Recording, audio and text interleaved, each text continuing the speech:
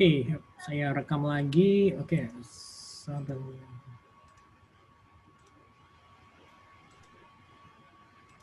Oke, melanjutkan yang tadi. Share screen, selesai.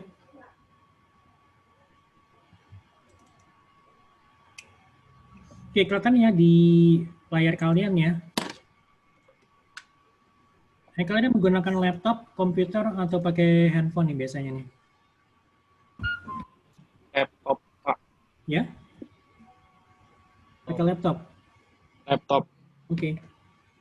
Saya sih nggak, kalau mau pakai handphone nggak apa-apa, tapi apakah cukup terlihat dengan jelas ya, karena kan layarnya agak kecil ya kalau dibandingkan dengan komputer atau bahkan laptop gitu loh.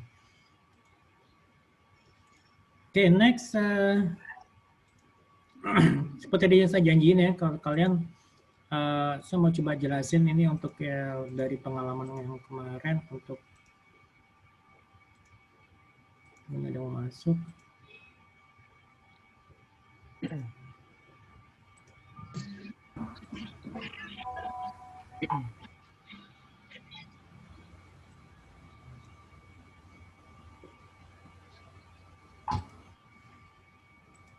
Oke, kita lihat di sini misalnya apa ide ini dari kelompok yang lalu ya.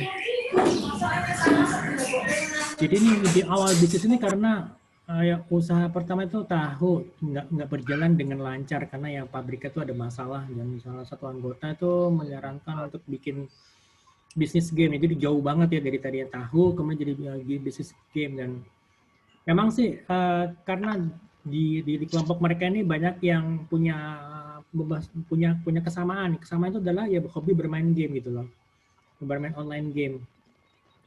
Nah, kenapa nggak coba untuk memanfaatkan hobi yang bermain game ini gitu loh. Nah ini seperti ini. Jadi makanya kenapa tadi di awal saya coba kalian coba menggali apa yang menjadi passion kalian, apa yang menjadi kesukaan kalian, apa yang menjadi hasrat kalian gitu loh. Kira-kira apa gitu? Apa yang menjadi keunikan kalian gitu? What is your uniqueness? Karena kan itu yang sebenarnya itu yang saya coba gali gitu loh. Saya coba gali supaya apa? Supaya nanti kalian bisa menemukan kira-kira gue ini sebenarnya siapa gitu kan ya, apa sih keunikan gue gitu ya, apa sih yang sesuatu hal yang menjadi sesuatu yang hal sifatnya gue banget gitu, apa kira-kira gitu. Nah itu kan nanti kan bisa ya itu bisa digali gitu loh, kira-kira nanti kalau misalkan membuat usaha cocoknya usahanya seperti apa gitu kan gitu. Nah, ini kan itu seperti ini modalnya itu ya cuma modalnya 400.000 tapi mereka bisa mendapatkan omset itu sampai 3 juta gitu loh. Jadi berarti ini kan sini sebenarnya lebih ke arah yang bisnis adalah bisnis yang sifatnya jasa, service gitu loh kan. Dia kayak minjeman ya, Kalau jasa itu kan sebenarnya kan untungnya kan bisa cukup besar gitu loh. Gitu. Masa? Hampir sehari nggak megang HP sama sekali. Okay, next.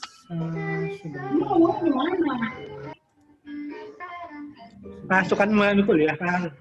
Tapi masih pakai itu. Oke, ada yang mau tanya mungkin teman-teman? Anyone? Ada yang mau ditanyain, guys? Ini.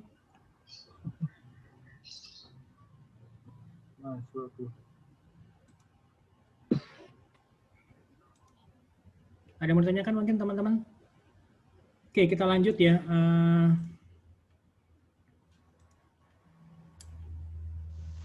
Nah, ini juga ada lagi yang bisnisnya bisnis seluler, bisnis apa namanya kuliner. Jadi misalnya seperti apa kentang goreng, bakso goreng, jamur crispy, tahu sumedang, tahu gejrot.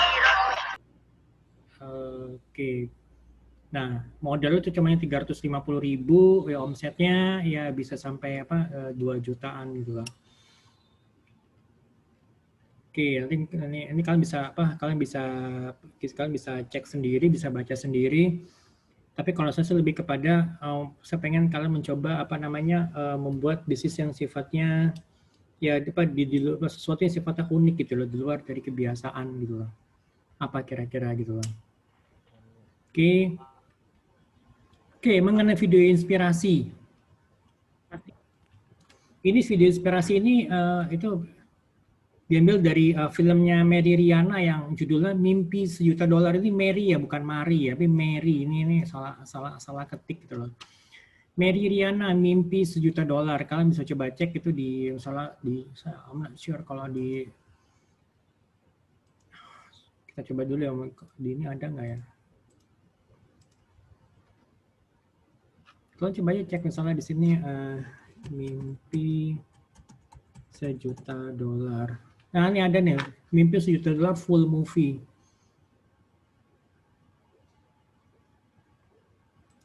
Kalian coba aja nih, mungkin cek seharusnya ada sih, bisa nih. Ini saya coba kasih ini saya coba share di itu ya, di grup WhatsApp ya, linknya nanti kalian bisa kalian cek.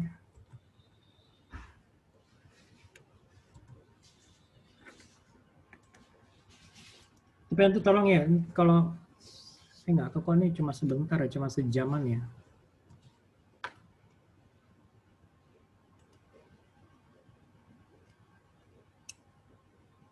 Oke, itu bisa next.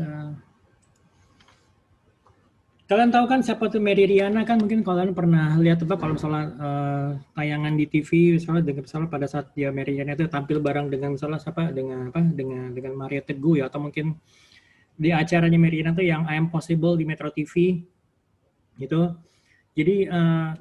Jadi ceritanya seperti ini. Jadi ini saya coba jelasin sedikit ya, ini alurnya secara garis besarnya. Jadi tahun 98 dia kan lulus SMA, dia mau melanjutin kuliah.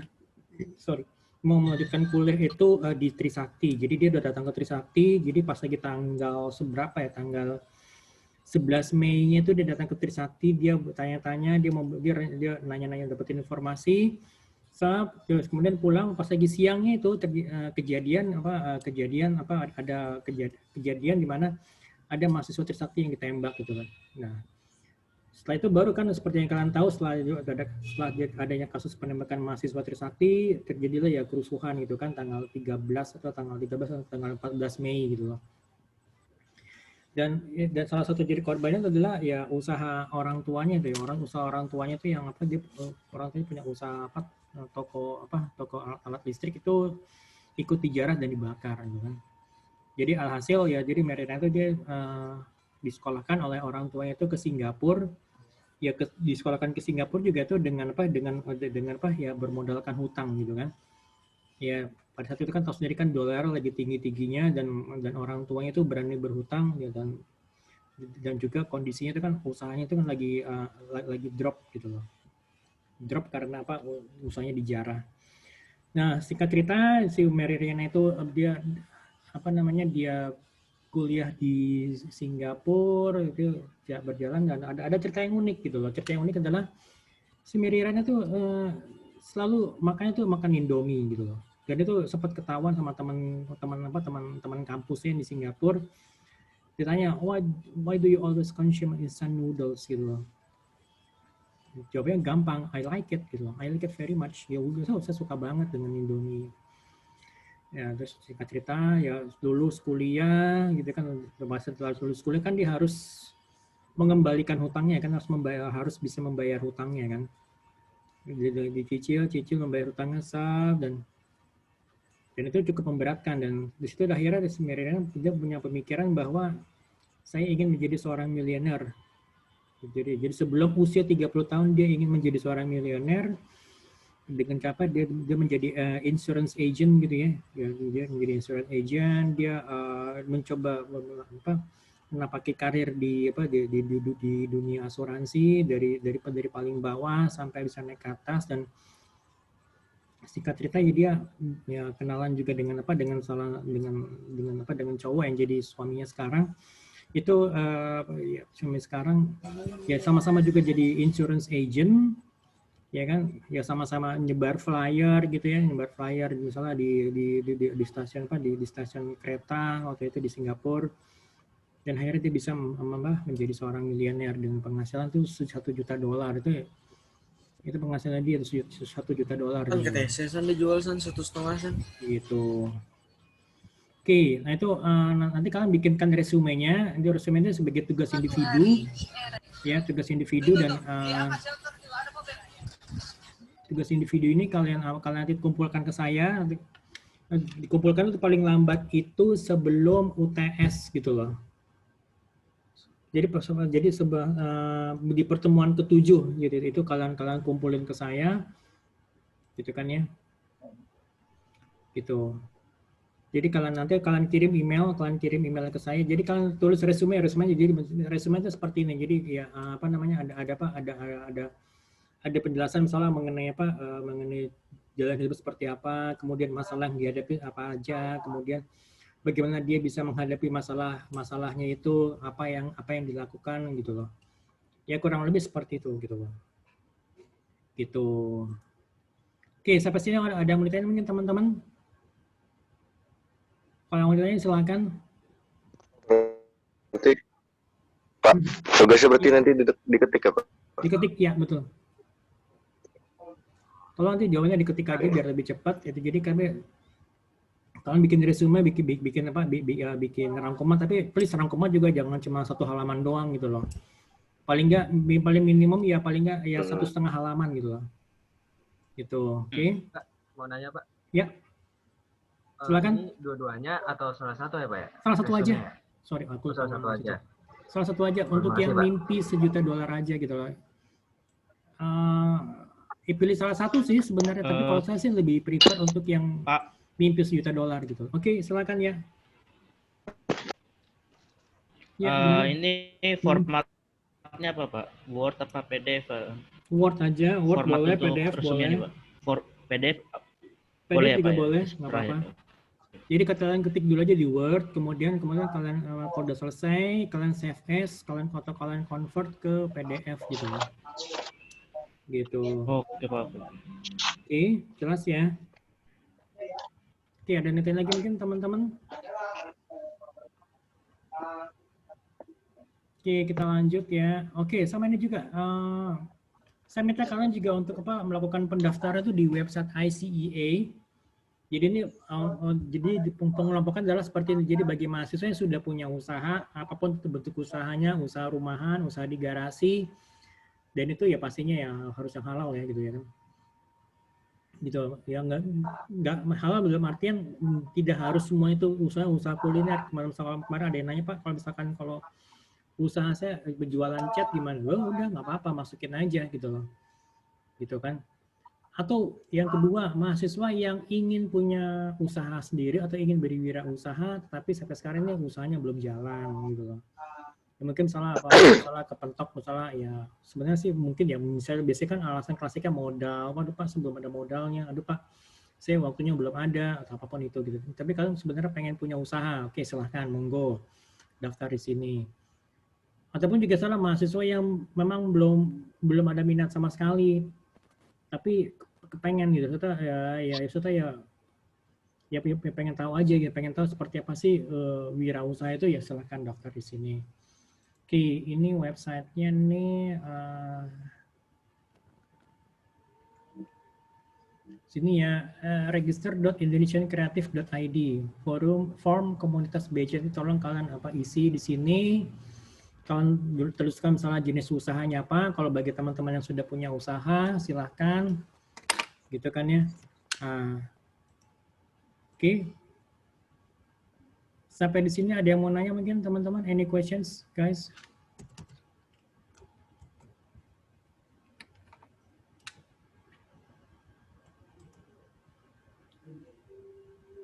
Ada yang bertanyakan mungkin teman-teman? Nanti kalau setelah kalian mendaftar, nanti kalian akan mendapatkan nih kayak apa?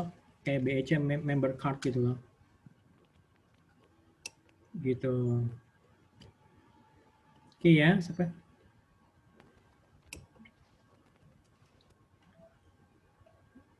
Oke, nah jadi sebenarnya gini loh, menjadi seorang pengusaha itu bukan karena keturunan atau bukan karena bakat. Adalah kalau memang misalnya gini, kayak misalkan keluarga sampurna itu oke lah, misalnya keluarga sampurna atau mungkin keluarga apa, yang pengelola yang pemiliknya Jarum gitu. Kalau Jarum itu sekarang kan udah punya grup BCA, dia udah punya hotel Indonesia dan Grand HI gitu loh. Tapi kan tidak semua orang itu tidak semua orang itu keturunan orang-orang kaya kan, hanya orang-orang tertentu saja ya, kayak Sampurna ya, atau Michael Sampurna atau Putra Sampurna ya udah enak ya, tinggal ngelanjutin usahanya aja gitu kan. Nah, tapi gimana? Tapi kan bukan berarti kalau kalian pengen punya usaha, kalau misalnya sorry to say atau mohon maaf, misalnya orang tua kalian dalam salah PNS, orang tua kalian atau dalam salah pegawai swasta ya masih tetap bisa, nggak masalah gitu loh. Kita lihat misalnya seperti kayak Sandiaga Uno itu adalah kan dia kan sebagai pemperintis usaha yang Saratoga kan, Saratoga Investment gitu loh. Awalnya kenapa dia berusaha, karena pada saat dia setelah lulus dari Amerika dia kerja, Pak Sandiaga Uno kerja, dia ditolak gitu loh, ditolak di mana-mana. Yaudah akhirnya bilang, kenapa mulai coba usaha sendiri gitu loh. Semua itu dilakukan dengan learning by doing gitu loh. Ya kan semua mulai berawal dari pengetahuan, dia mulai dari keterampilan, dan juga yang utama itu adalah mengenai sikap gitu loh, attitude gitu loh. Jadi kalau menjadi seorang pengusaha tuh bukan berarti ya mulai dari kecil terus langsung tiba-tiba bisa jadi gede tanpa ada. Tapi kan pasti ada jalan berlikunya pas saat mulai coba usaha, tiba-tiba mungkin ada yang ditipu orang, atau mungkin mulai usaha itu kan tiba-tiba kena COVID pandemic seperti ini gitu lah. Itu kan semuanya adalah dibutuhkan sikap mental baja gitu loh. Gitu. Memang tidak mudah. Tapi menurut saya sih jalannya ada gitu loh. Gitu. Saya sendiri juga sebenarnya basically saya bukan seorang pengusaha, basically saya adalah seorang akademisi saat ini, dan sebelumnya saya juga sebagai seorang praktisi gitu ya, praktisi di salah satu perusahaan. Kalau mungkin kalian pernah dengar yang namanya restoran Pizza Hut, saya itu sebagai tim marketingnya gitu loh. Sampai dengan akhir tahun 2019, tahun 2020 saya memutuskan udah full sebagai seorang akademisi, saya ngajar gitu. Gitu, oke. Jelas ya sampai sini? Ada yang mau ditanya mungkin teman-teman? Sama satu lagi saya mau coba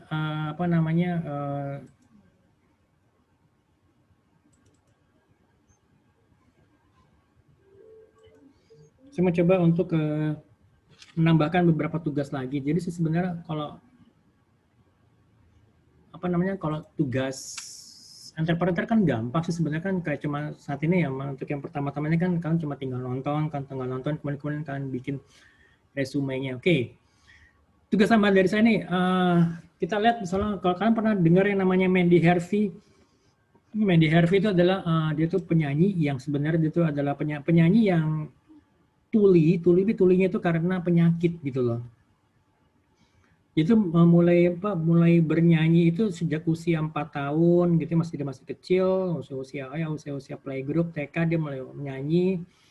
Kemudian di usia 18 tahun dia terkena penyakit. Jadi penyakit jaringan saraf yang ada di telinganya itu ya. Jadi dia kena penyakit terus kemudian akhirnya dia kehilangan pendengarannya. Tetapi dia nggak mau give up gitu aja.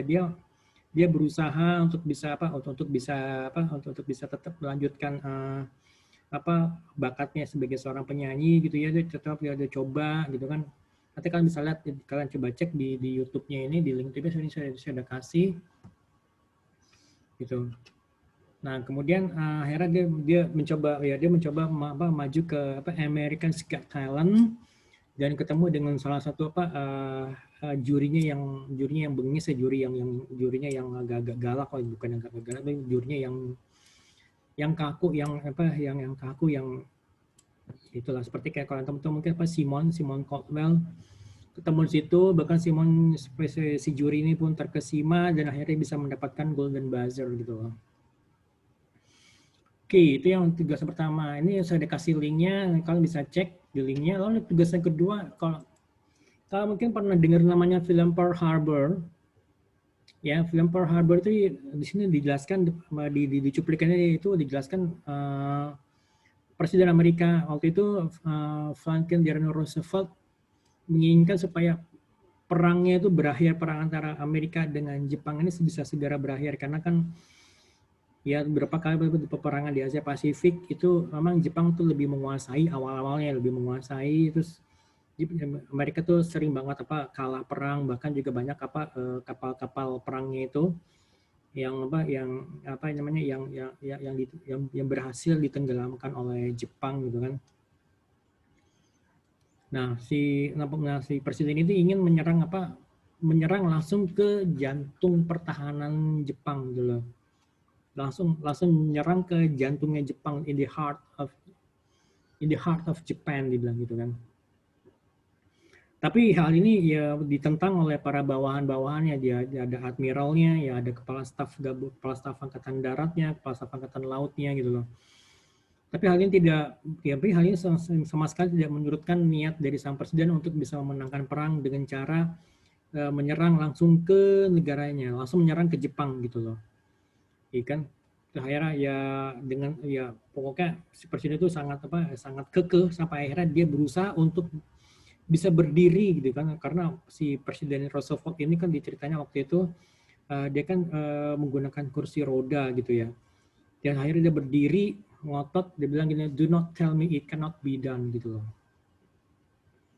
Itu kalau misalnya kalian bisa lihat ya beberapa film-film perang dunia kedua misalkan seperti yang Pearl Harbor, kemudian juga tahun lalu tuh ada namanya film tuh Battle of Midway, itu juga sama tuh peperangan antara Jepang sama Amerika gitu loh, dimana Midway itu jadi Jepang tuh berusaha untuk masuk mendekati ke pantai baratnya Amerika, West Coast, tapi usahanya gagal gitu loh.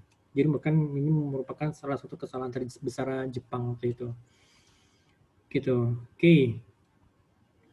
Lalu yang ketiga, ini berdasarkan dari cerita nyata itu ya. Judul film adalah The Pursuit of Happiness. Ini yang diperankan oleh Will Smith.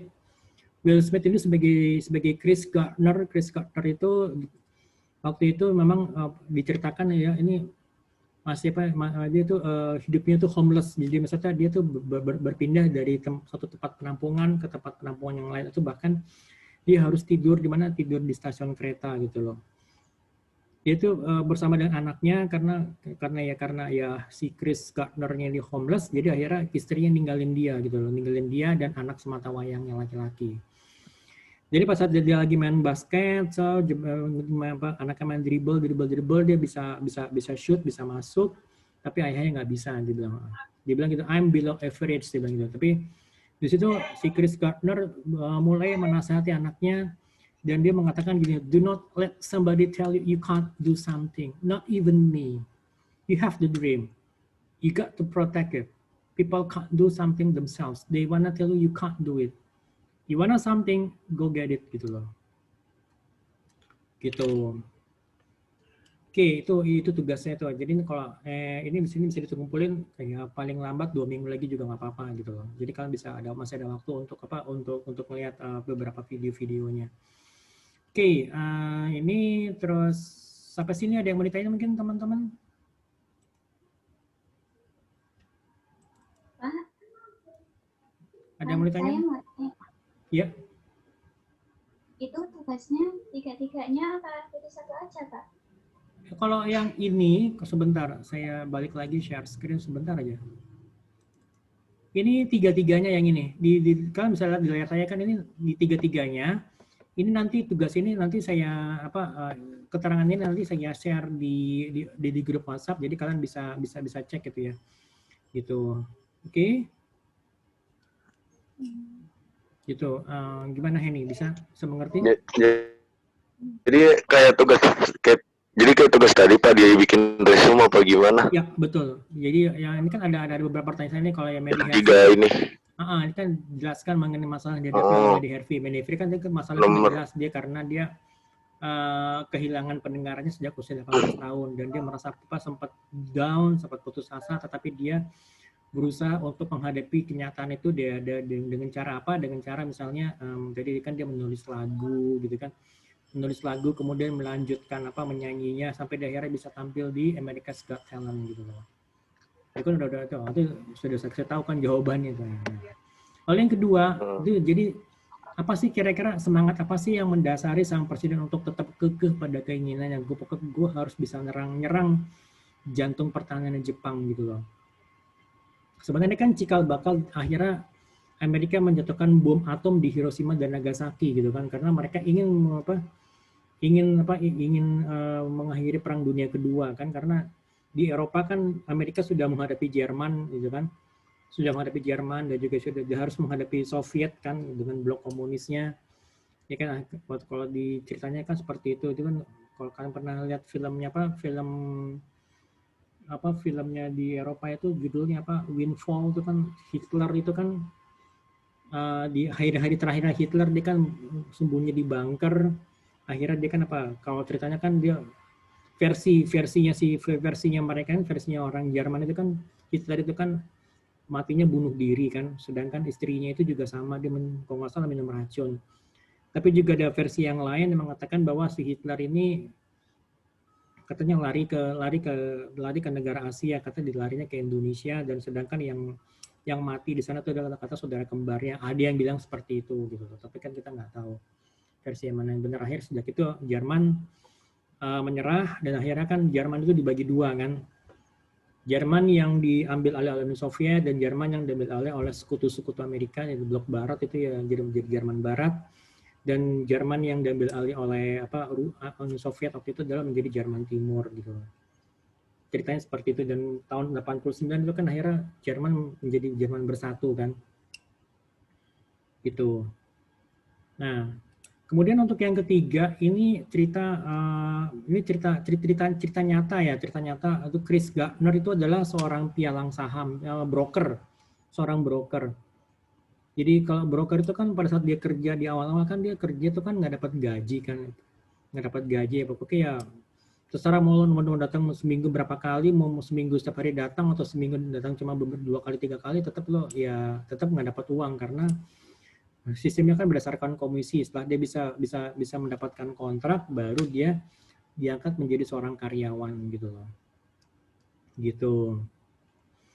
Oke, ini nanti tugasannya kalian kirim ke email saya. Ini nanti saya kasih tahu detailnya seperti apa. Nanti please pada saat kalian mengirimkan tugas, tolong dijelaskan nama, NIM dan kelas kalian gitu loh.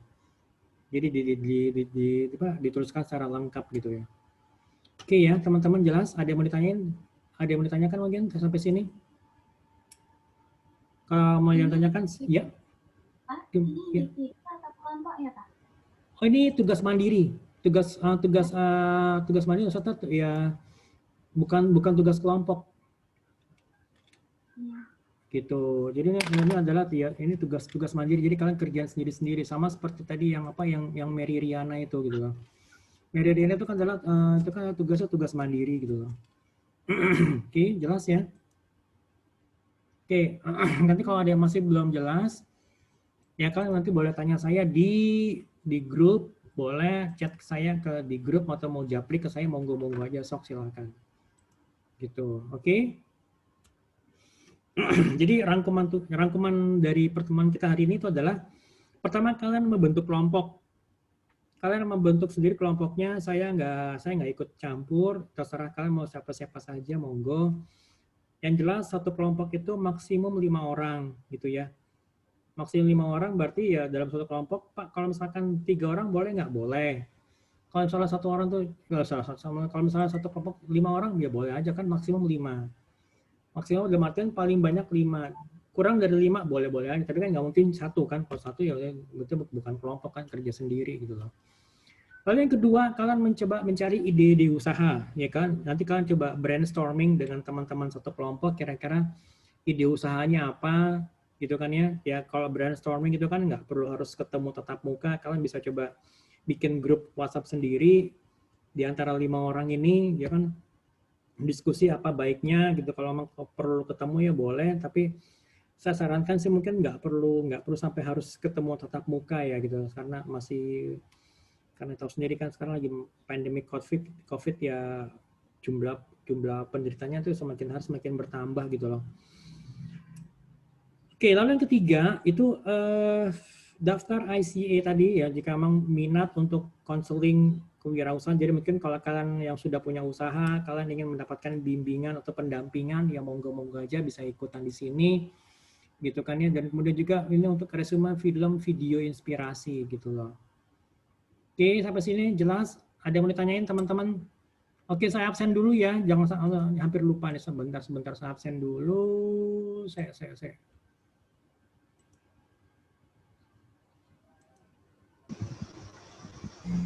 Hadir. Oke, hari Rabu. Pak, mau tanya Pak, Ya, silakan. kalau yang daftar ICA-nya wajib nggak Pak? Sebaiknya sih daftar. Jadi biar kalian tidak kehilangan momen. Kalau kalian udah punya usaha, kalau kalian pengen punya usaha, ya boleh-boleh aja gitu. Tapi yang jelas, yang wajib itu adalah untuk yang seminar entrepreneur gitu loh. Oh, Gitu ya. berarti wajib ya Pak?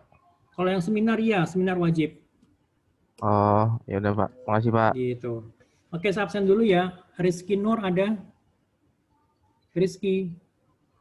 Hadir. Oke, hadir sebentar. Oke, Rizky hadir. Anggiat Tonggam Si Hombing ada? Anggiat Hadir Pak. hadir ya. Hadir Pak. Oke, sip. Iya, Pak. Ivana Pradita. Hadir. Oke. Oke, sembari saya itu ya, sembari saya betul. Oke, Ivana ada, Henny ada, Andi Setiawan ada, Emir Husaini.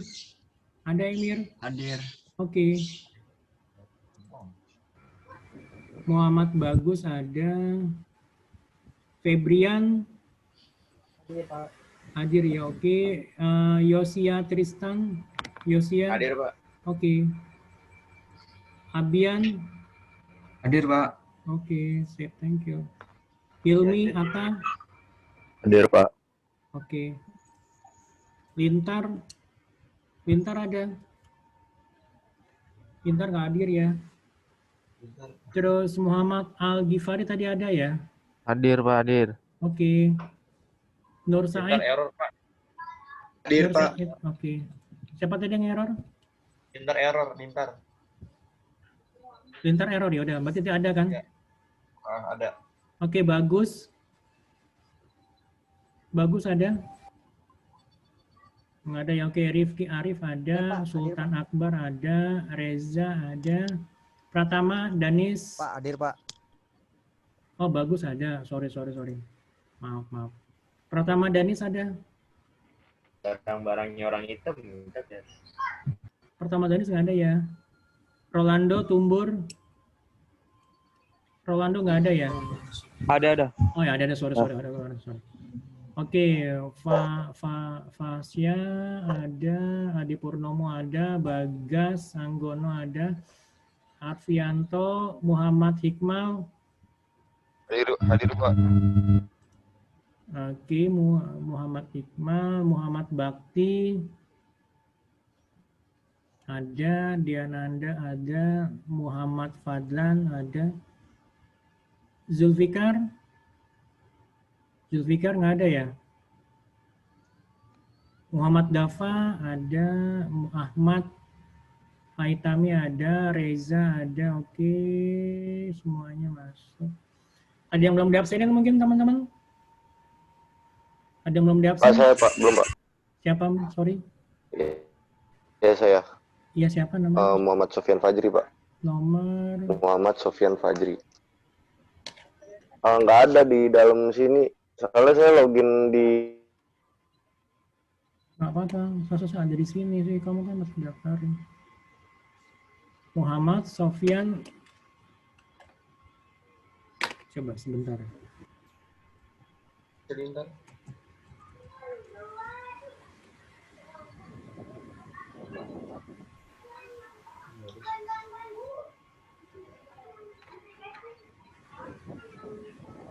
Sofyan ya, Muhammad Sofyan Fadri, aku nggak ada ya. Masa sih ada di sini, nggak mau daftarnya nggak apa-apa juga. Oke, nanti saya coba cek lagi ya. Oke, ini saya save dulu.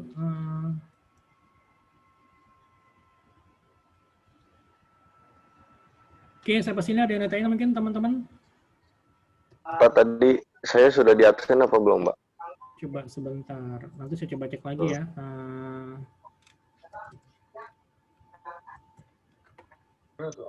Coba Muhammad Sofyan ya?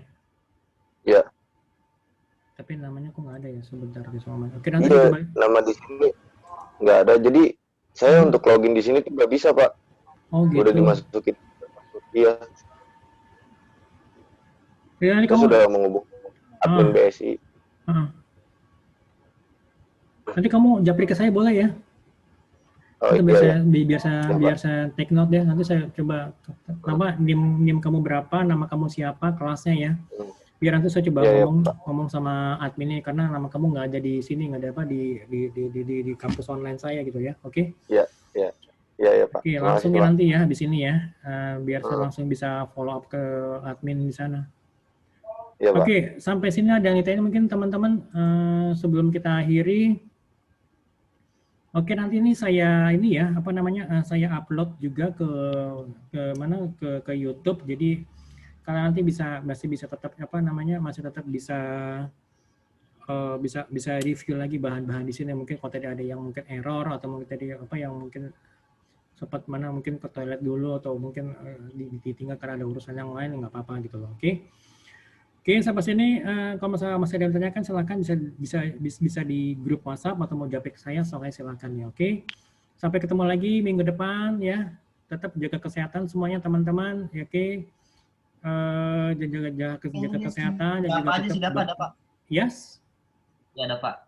Oke, tetap jaga kesehatan dan juga tetap berpikir positif ya. Oke, terima kasih banyak semuanya. Assalamualaikum warahmatullahi wabarakatuh.